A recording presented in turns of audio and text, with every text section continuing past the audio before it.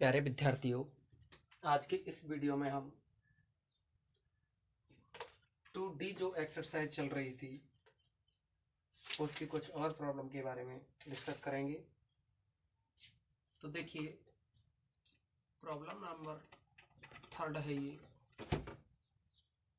ये है एक प्रत्यास्थ डोरी का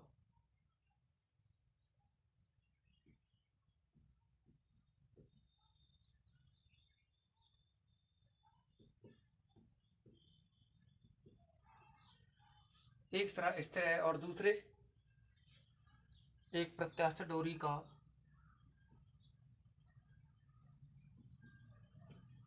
एक सिरा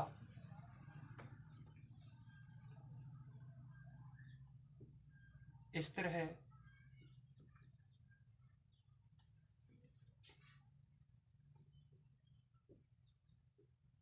और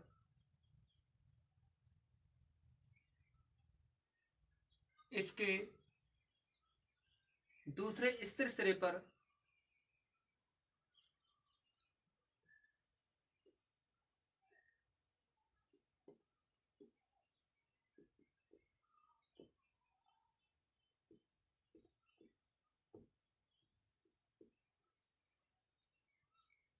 एक ऐसा कण बंधा हुआ है जिसका भार डोरी की लंबाई को उसकी दुगनी लंबाई तक बढ़ा देता है। दूसरे स्थिर सिरे पर एक ऐसा कण बंधा हुआ है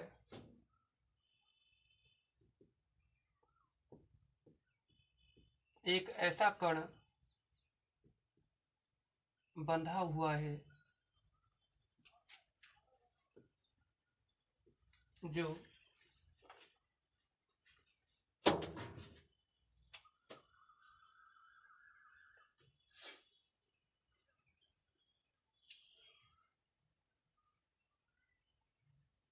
एक ऐसा कण बंधा हुआ है जिसका भार डोरी को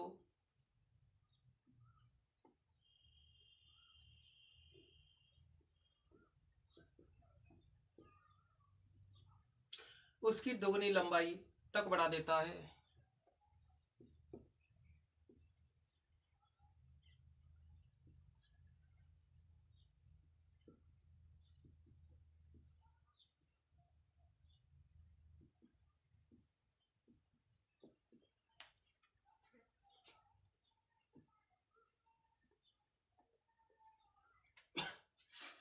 डोरी ऊर्ध्वाधर दिशा में नीचे की ओर इतनी खींची जाती है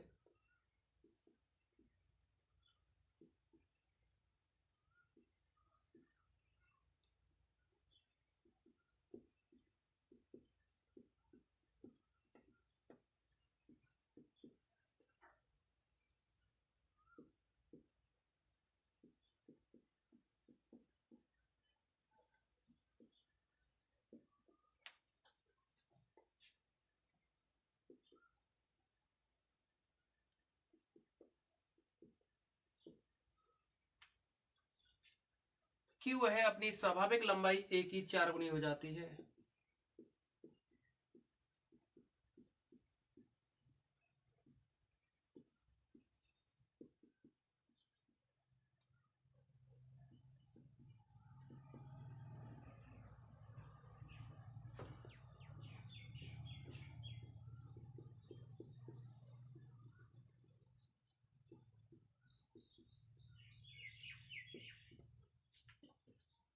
चार गुनी हो जाती है और फिर उसे छोड़ दिया जाता है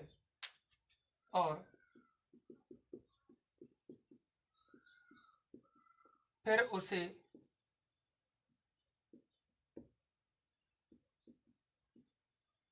छोड़ दिया जाता है।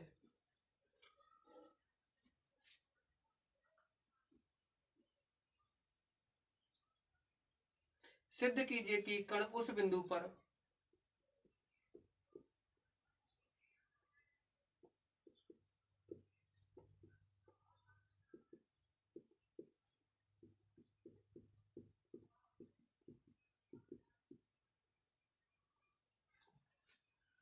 सिद्ध कीजिए कि कण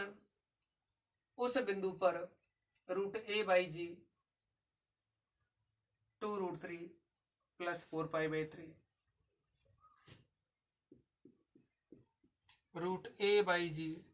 और इसी के साथ है इनटू में 2√3 प्लस 4π/3 इतने समय पश्चात लौटेगा। समय पश्चात लौटेगा। तो देखिए, जैसा कि हमने पहले भी डिस्कस किया आपसे कि इस डायनामिक्स में आप लोगों के लिए मेन होता है डायग्राम।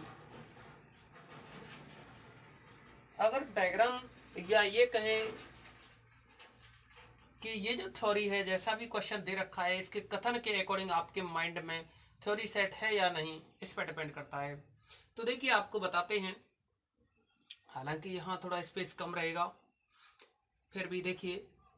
एक प्रत्यास्थ डोरी का एक सिरा स्थिर है। मान लीजिए ये कोई प्रत्यास्थ डोरी है OA। OA कोई प्रत्यास्थ डोरी है जिसका सिरा O स्थिर है। या तो O कह दो स्थिर सिरे को, या हम ये कह दें कि डोरी AB है, या इसको नाम AB दे दो। अगर ये डोरी AB है तो ये कहा है कि इसकी जो स्वाभाविक लंबाई है वो है स्मॉल a। तो ये कहा है एक प्रत्यास्थ डोरी का एक सिरा स्थिर है और इसके दूसरे स्थिर सिरे पर एक ऐसा कण बंधा हुआ है। यानी ये डोरी है, एक प्रत्यास्थ डोरी का एक सिरा स्थिर है और इसके दूसरे स्थिर सिरे पर एक ऐसा कण बंधा हुआ है जिसका भार डोरी को उसकी दोगुनी लंबाई तक बढ़ा देता है। कहने का मतलब ये है कि यहाँ जो B सिरा है, जैसा कि इसमें कहा है कि एक प्रत्यास्थ डोरी का एक सिरा स्थिर है और दूसरे स्थिर सिरे पर, तो यहाँ स्थिर शब्द नहीं होना चाहिए। ये कह सकते हैं कि इसके दूसरे सिरे पर एक ऐसा कण बंधा हुआ है जिसका भार डोरी को उसकी दोगुनी लंबाई तक बढ़ा देता है। मतलब A लंबाई थी, यहाँ स्मॉल m द्रव्यमान का भार लटकाया, उसकी वजह से यह A लंबाई और बढ़ गई। और A लंबाई बढ़ गई तो देखिए, संतुलन की स्थिति में मान लीजिए ये पॉइंट O है। संतुलन की स्थिति में यह बिंदु O है। फिर कहा है आपसे उसकी दोगुनी लंबाई तक बढ़ा देता है। फिर कहा इसके बाद डोरी ऊर्ध्वाधर दिशा में नीचे की ओर इतनी खींची जाती है कि वह अपनी स्वाभाविक लंबाई A की 4 गुनी हो जाती है। मतलब यह है कि देखिए, इस डोरी को नीचे की ओर इतना खींचा जाता है, यहां तक खींचा तो जैसे ये 2a दूरी है तो नीचे भी 2a हो जाए ताकि टोटल 4 गुनी दूरी हो जाए। ये तो ऐसा ही इसमें कहा है कि 4 गुनी हो जाती है, अपनी स्वाभाविक लंबाई A की 4 गुनी हो जाती है। तो A ये हो गई, A ये हो गई, तो 2a, तो 2a ही नीचे तो 4a हो जाएगी, 4 गुनी हो गई, A की 4 गुनी। फिर कहा है हमसे कि इसको नीचे की तरफ O बिंदु से नीचे की तरफ खींच करके छोड़ दिया जाता है। तो आप देखिए, ये क्योंकि डोरी प्रत्यास्थ है तो जैसे ही यहां से छोड़ेंगे तो ये डोरी क्या है, ऊपर की ओर गति करती है। अब ऊपर की ओर गति करती है, ये कंफर्म नहीं पता कि डोरी हो सकता है A से भी ऊपर निकल जाए। मान लो A से ऊपर यहां C पॉइंट तक चली जाए, ऐसी कंडीशन बन रही है ये। जैसे कि एक रबर है, उसको नीचे की तरफ खींचा जाए और फिर यहां से छोड़ दिया जाए तो उसका निचला सिरा है वो ऊपर की तरफ पहुंच जाएगा। अब इसमें कहा है सिद्ध कीजिए कि कण उस बिंदु पर, यानी जैसे ही यहां से इसको जैसे D पॉइंट नाम दे दें तो D से जैसे ही कण को छोड़ा जाता है तो एक साथ छोड़ने के बाद कण पहुंचता है C पर। तो ये कहा कि और फिर उसे छोड़ दिया जाता है, यानी D पॉइंट पे से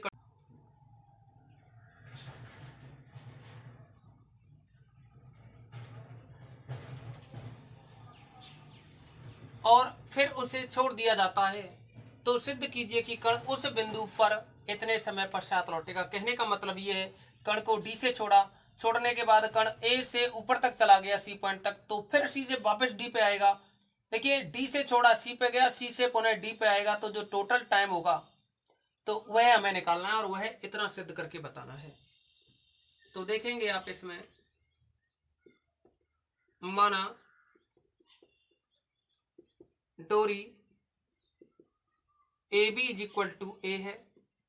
यानी डोरी की जो स्वाभाविक लंबाई है वो ए है, जिसका एक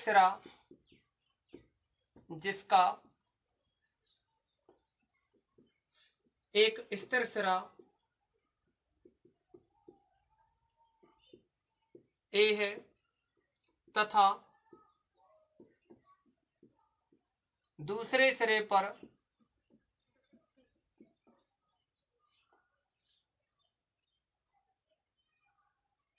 कोई भार लटकाया गया है जिसका द्रव्यमान आप m कह सकते हो। दूसरे सिरे पर स्मॉल m द्रव्यमान, मान लिया ये हमने m, स्मॉल m द्रव्यमान के भार के कारण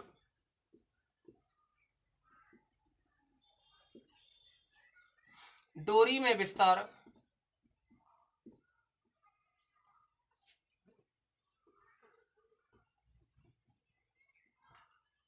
स्मॉल a है, तब संतुलन की स्थिति में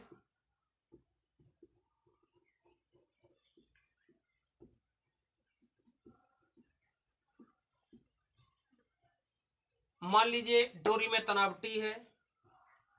संतुलन की स्थिति में डोरी में तनाव कैपिटल T है, तब देखिए बी पॉइंट पर संतुलन की स्थिति में रहेगा, क्योंकि ओ पॉइंट पर संतुलन की स्थिति में रहेगा, यानी ए लंबाई A B is equal to small A लंबाई की डोरी है, इस पे इसके बी पॉइंट पर स्मॉल एम द्रव्यमान का भार बांधा, जिसकी वजह से डोरी ओ पॉइंट तक आ गई। तो हम ये कहेंगे कि जो डोरी में तनाव टी होगा वह नीचे की ओर जो भार है उसके बराबर होगा, और वह भार ऊपर की ओर जो तनाव लगेगा उसके इक्वल होगा, या ये कह सकते हैं T is equal to M G. और देखिए जो तनाव होता है हुक के नियमानुसार ये होता है लैम्डा, फिर होता है विस्तार, ऊपर विस्तार A और स्वाभाविक लंबाई भी A। तो कहने का मतलब ये रहा A से कैंसिल, तो lambda is equal to M G, ये बन जाएगा। इसे आप इक्वेशन नंबर फर्स्ट डाल सकते हैं, आगे इसकी जरूरत होगी। इसी के साथ देखिए हम दोबारा रिपीट कर देते हैं आप लोगों को कि कण को डी से छोड़ा तो ये एक साथ पहुंचा ऊपर सी पे, फिर दोबारा सी से डी पे आया, तो टोटल जो टाइम लगेगा वो आपसे प्रूव करवाया इतना।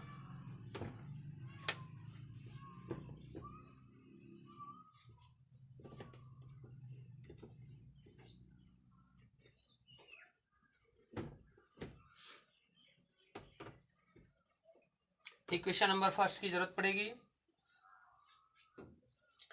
अब देखिए हम कण को कुछ लंबाई तक खींचेंगे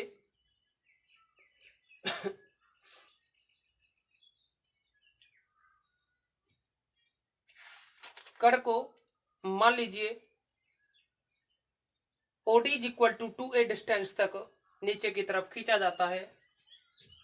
अब यदि कण को OD is equal to 2a दूरी तक नीचे की ओर खींचें,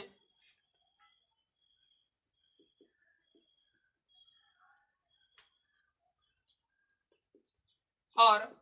देखिए खींचने के बाद क्या है, इसको छोड़ दिया जाता है, और इसे छोड़ने पर माना कण किसी समय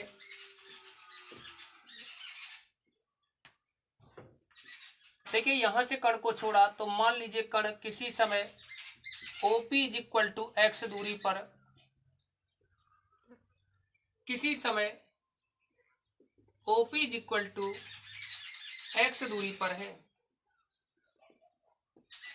तब कण की गति का समीकरण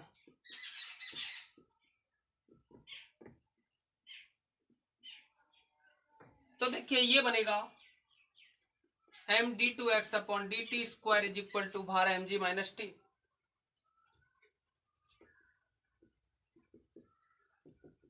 this implies M D two X upon D T square is equal to M G minus T. T की जो वैल्यू है वह बन जाएगी, देखिए लेमडा, देखिए टी तनाव है, तनाव हुक के नियमानुसार लेमडा इंटू विस्तार अपॉन में स्वाभाविक लंबाई ए। तो जो विस्तार होगा, देखिए यहाँ डोरी थी A B is equal to small A length की, लेकिन इसमें ओ पॉइंट पे यानी भार की वजह से विस्तार ए हो गया, और O P is equal to X विस्तार ये है, पी पॉइंट पे जब कण है तो ये हो जाएगा ए प्लस एक्स, ए प्लस एक्स, ये बन जाएगा एम जी माइनस लेमडा की जो वैल्यू है समीकरण 1 से वो है एम जी। अब देखिए ए से ए को डिवाइड करो वन टाइम, एक ए से एक्स को करो तो एक्स अपॉन ए, यहाँ एम जी का अगर 1 से मल्टीप्लाई करेंगे तो ये कैंसिल हो जाएगा, ये बनेगा माइनस का M G X upon A, M G by A X, ये है इधर M D two X upon D T square, M से एम कैंसिल करें तो ये बन जाएगा D two X upon D T square equal में आया माइनस का जी बाई ए एक्स, जो कि एस एच एम का समीकरण है, जो कि एस एच एम का समीकरण है। अब देखिए यह एस एच एम का समीकरण है, तो हम इसमें 2dx अपॉन dt से मल्टीप्लाई करेंगे दोनों साइड में,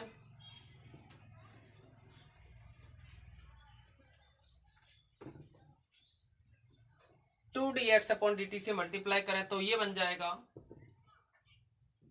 this implies 2dx upon D T साथ में D two X upon D T square equal to minus G by A into में 2x dx अपॉन dt। अब देखिए इसका इंटीग्रेशन करें तो ऑन इंटीग्रेशन ये बन जाएगा, इंटीग्रेशन करोगे तो dx अपॉन dt का होल स्क्वायर, जैसा कि हम कई बार कर चुके हैं, यहाँ बनेगा माइनस का 2g by A X square plus का कांस्टेंट c। इसी के साथ कंडीशन लगाएं, प्रारंभ में जब कण को o से d तक खींचा है तो देखिए डी पॉइंट पर हमने कण को छोड़ने, डी पॉइंट पर हम कण को छोड़ने ही वाले हैं, तब वेग तो होगा डी पे 0, लेकिन ये जो एक्स डिस्टेंस होगी ये होगी 2a। तो देखिए यहाँ ये कह सकते हैं प्रारंभ में डी पर जो वेग है dx अपॉन dt ये तो हो जाएगा 0, और जो एक्स डिस्टेंस है वो होगी 2a। तो ये कंडीशन ऊपर लगाएं तो ये बनेगा 0 is equal to minus 2g upon A into में एक्स की जगह 2a लिखोगे प्लस का c, a से a कैंसिल हो जाएगा, c इज इक्वल टू आएगा माइनस 4g, तो प्लस हो जाएगा, लेफ्ट साइड में ले जाएंगे तो 4g, ये बन जाएगा। अब देखिए यहां से ये जो वैल्यू निकली, इसे अगर हम x की जगह जो a लिखा है ना, तो यहाँ x की जगह 2a लिखा तो ये 4a स्क्वायर बनेगा, 4a स्क्वायर, एक a से a कैंसिल हो जाएगा, 4 इंटू 2 8g बन जाएगा। एक मिनट देखिए, दोबारा से देखो इसे कि जो dx अपॉन dt है वो तो है 0,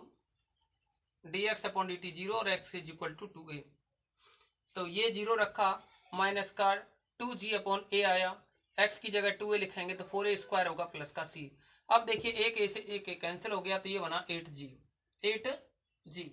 c की वैल्यू, ये c की वैल्यू ऊपर इस इक्वेशन में रखें तो ये बन जाएगा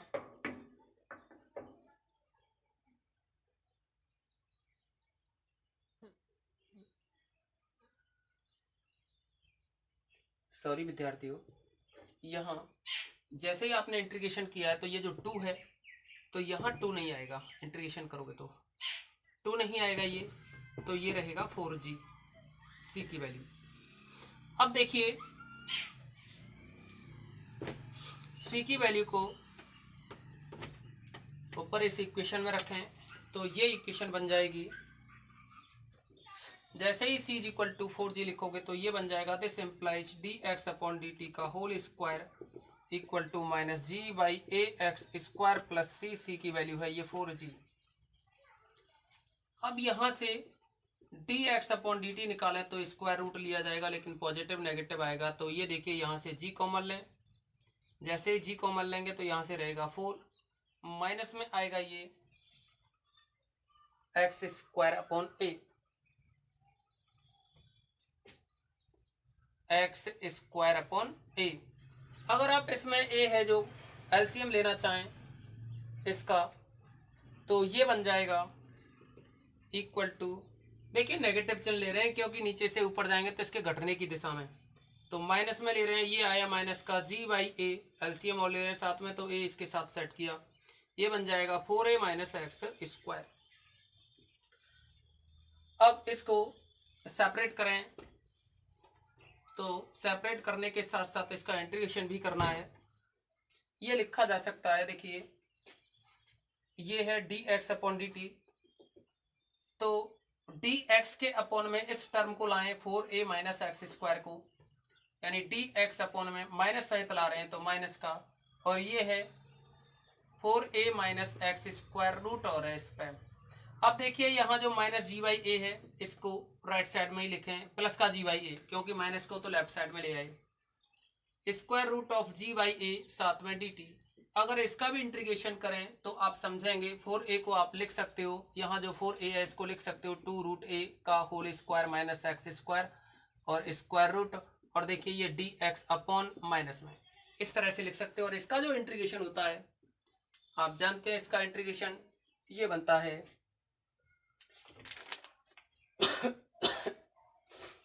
कॉस इनवर्स में बनता है ये इंटीग्रेशन इसका। तो देखिए इसे लिख सकते हैं। एक और बात, आप इस पर लिमिट भी लगाना चाहें तो लिमिट लगा सकते हैं। देखिए कण डी से लेकर के डी तक, देखिए ये इसका गति का केंद्र है, तो ओडी जो डिस्टेंस होगी वो पॉजिटिव, और जैसे ही ऊपर चलते जाएंगे तो नेगेटिव में मेजर की जाएगी। तो हम यहाँ बात कर रहे हैं कि यदि कण डी से बी तक पहुंचता है, यदि कण डी से बी तक जाता है, अर्थात लिमिट की बात कर रहे हैं, अर्थात x इज इक्वल टू, देखिए ओ से मेजर कर रहे हैं डिस्टेंस को, तो ओडी 2a हो गई, x इज इक्वल टू 2 से, और x इज इक्वल टू जैसे ही ओ से ऊपर ले जाएंगे तो ये b तक जाएगा, माइनस ए बन जाएगा, x is equal to 2a से x is equal to minus ए तक लिमिट लगाएं, ये बन जाएगा इंटीग्रेशन 2a से लेकर के माइनस ए, और ये बना minus d x upon square root of 2a, 2 root ए का square minus x square, equal में रहा इंटीग्रेशन में रूट जी बाई ए और ये डी टी, और मान लीजिए अर्थात x is equal to 2a से x is equal to minus ए तक, यदि समय t1 हो, यदि समय t1 है तब, तो देखिए समय अगर t1 है तो यहाँ 0 से लेकर के t1 टाइम लगा, यानी कण को d से लेकर के b तक पहुंचने में क्या लग रहा है, 0 से लेकर के t1 टाइम। तो यहाँ इसका इंटीग्रेशन किया जाए तो ये बनेगा कॉस इनवर्स में, तो इसको लिख सकते हैं हम, दिस इम्प्लाइज, यह बन जाएगा। एक और बात देखिए, पहले छोटी सी मिस्टेक हो चुकी है हमसे, ये जो है सी की जो वैल्यू थी, सी की वैल्यू 4a स्क्वायर निकली थी, वहाँ एक मिस्टेक हो गई है, एक पिछले स्टेप में आप देख सकते हैं, वहाँ ये इतना नहीं बनेगा, ये ए स्क्वायर आएगा एलसीएम लेने के बाद में, और इससे पहले जो स्टेप था ना उसमें थोड़ा चेंज कर लेना, उसमें मिस्टेक हुई थी वैल्यू रखने में, तो आप उस वैल्यू को रख लेना, यहाँ ये ए स्क्वायर बन जाएगा, या ऐसे लिख सकते हैं 2a का स्क्वायर। तो देखिए फिर भी कह रहे हैं आप लोगों को कि एक बार इसको आप जब कैलकुलेशन को करो तो सही कर लेना। आप इसको लिख सकते हैं कॉस इनवर्स x अपॉन ए होता है, तो ये बना कॉस इनवर्स x अपॉन ए की जगह यहाँ 2a है, और इसकी जो लिमिट है वो है 2a से माइनस ए, 2a से माइनस ए, इक्वल में रहा ये 0 से t1 है, रूट जी बाई ए को तो अलग कीजिए, dt है, dt का t होगा, लिमिट लगाएंगे 0 से t1, तो ये आया दिस इम्प्लाइज, यहाँ माइनस ए लिखो तो ये बन जाएगा कॉस इनवर्स, माइनस ए लिखोगे ए से कैंसिल होकर के -1/2 बच जाएगा। फिर 2a लिखोगे तो ये बन जाएगा कॉस इनवर्स, 2a से 2a कैंसिल होकर के कॉस इनवर्स 1 आएगा equal to root g/a t1। अब देखिए इसी के साथ में कॉस इनवर्स में जो -1/2 है, कॉस इनवर्स में जो -1/2 है वो 2π/3 की वैल्यू होती है। ये बन जाएगा 2π/3 माइनस कॉस इनवर्स 1 0 होता है इक्वल टू रूट g/a/t1। तो देखिए यहाँ से टाइम t1 निकाला जाए तो यहाँ ध्यान रखने वाली बात है, ये जो टाइम t1 है ये है d से लेकर के जब कण b तक पहुँचता है, d से लेकर के कण b तक पहुँचता है तो यहाँ से t1 की वैल्यू निकाली जाए, this implies t1 is equal to root g/a 2π/3 के साथ आएगा तो ये बना 2π/3 रूट g/a, इधर आएगा तो a/g बन जाएगा। इसको इक्वेशन नंबर 2 डाल दें। अब देखिए ये तो हो गया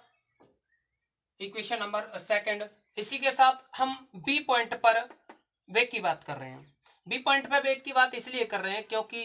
कण उस डी से लेकर के, इस डी पॉइंट से लेकर के कण बी पे आएगा तो फिर बी पॉइंट पे आते ही डोरी अपनी स्वाभाविक लंबाई में आ जाएगी और यहाँ ए से बी तक कोई भी तनाव नहीं रहेगा। और बी पॉइंट पे जब कण आएगा और ये गति करते हुए ऊपर जाएगा तो यानी गुरुत्वाकर्षण के अधीन गति करेगा।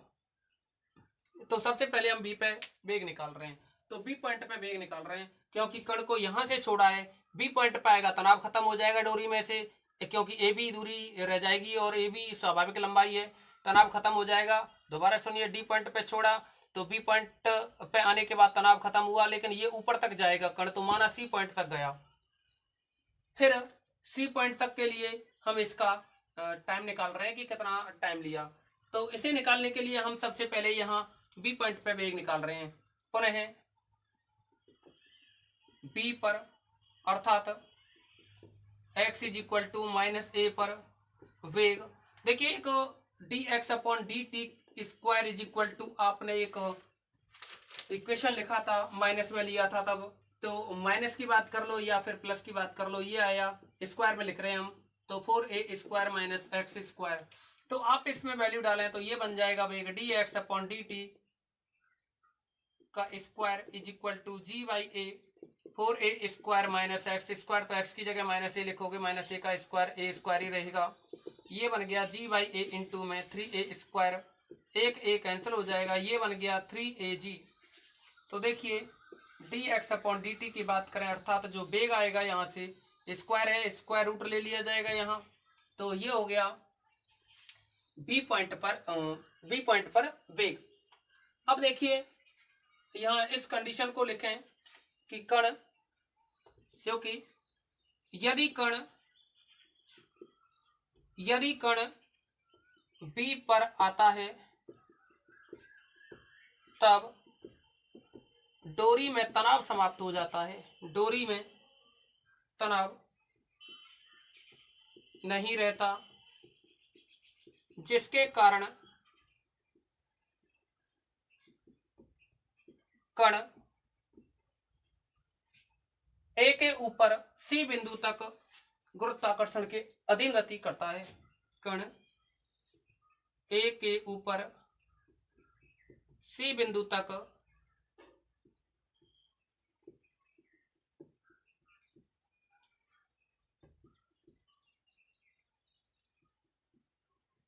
गुरुत्वाकर्षण के अधीन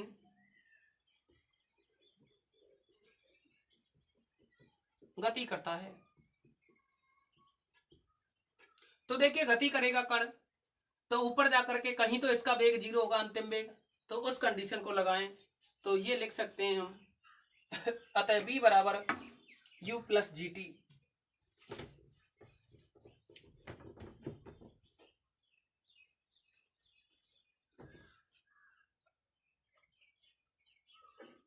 आप लिख सकते हो इसको, ऊपर की ओर जा रहा है तो जी, यहाँ जी जो है वो नेगेटिव होगा, गुरुत्वाकर्षण है वो नेगेटिव में लिया जाएगा, अतः v is equal to u - gt से ये जो गति का समीकरण होता है, तो यहाँ देखिए अंतिम वेग है वो 0 हो जाएगा, यानी आप ये 0 लिखोगे अंतिम वेग भी, और ये जो प्रारंभिक वेग है ये जो u है, यहाँ u की वैल्यू आप निकाल चुके थे अंडर रूट में 3 AG, क्योंकि बी पॉइंट पे वेग है, प्रारंभिक वेग माना जाएगा। अब इस गुरुत्वाकर्षण के अधीन गति के लिए बी पॉइंट पर जो वेग था जो अभी निकाल चुके थे हम, √3 AG आया माइनस का GT, और यहाँ t ना कह करके हम t2 टाइम कह रहे हैं, और ये जो t2 टाइम है वो b से लेकर के c तक आने का समय है। अब यहाँ से t2 निकाला जाए, दिस एम्प्लाइज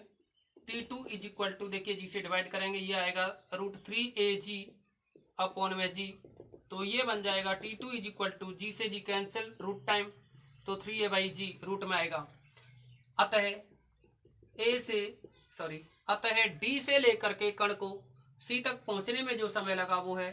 अतः देखिए हमने t1 t2 की बात की, t1 टाइम तो था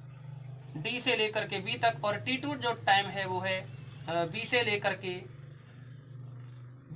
के c तक का टाइम है वो t2 है। तो हम ये कह सकते हैं अतः कण को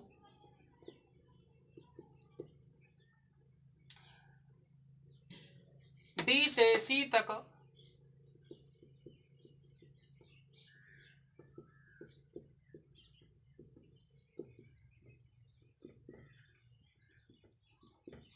पहुंचने में लगा समय t1 plus t2 is equal to, तो देखिए देख सकते हैं इसको जोड़ करके, पहले t1 निकाल चुके हैं हम 4π/3 √a/g, ये निकाला था 4π/3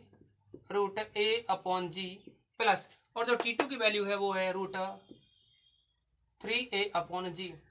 इसी के साथ देखिए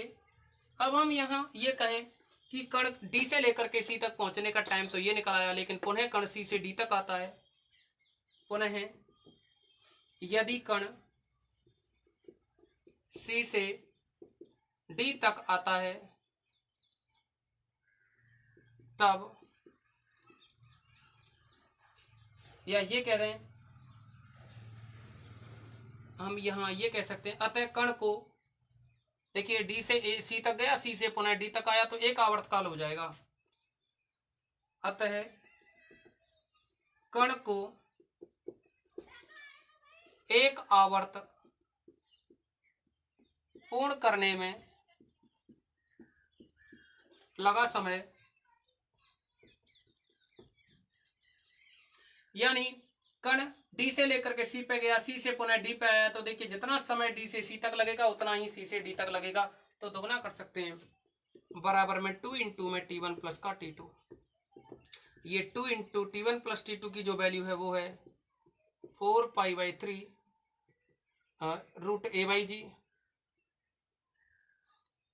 इसी के साथ में प्लस का √3a/g।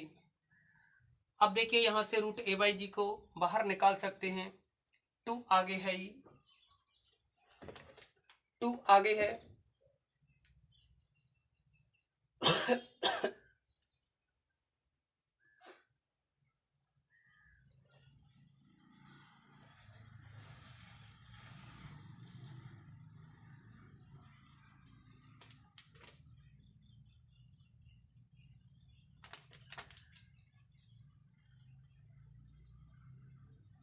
देखिए ये जो वैल्यू निकली थी t1 की, क्योंकि हम बिटा देते हैं तो हमारे पास वैल्यू नहीं लिखी होती, ये जो वैल्यू थी वो थी 2π/3, तो ये बन जाएगा, ये भी 2π/3, तो ये हो जाएगा। देखिए अगर √a/g कॉमन निकालें तो √a/g कॉमन निकालो, 2 से अंदर मल्टीप्लाई करो तो 4π/3 प्लस, और यहाँ 2 से करोगे तो ये बनेगा 2√3। तो प्यारे विद्यार्थियों, आज की इस वीडियो में बस इतना ही रखेंगे।